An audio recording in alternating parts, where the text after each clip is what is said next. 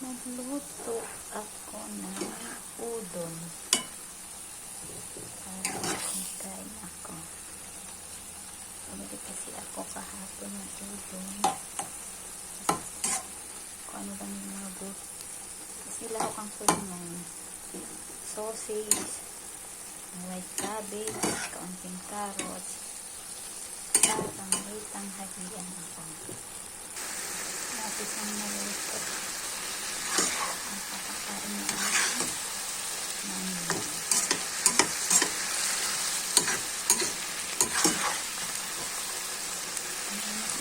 ay dito na ako.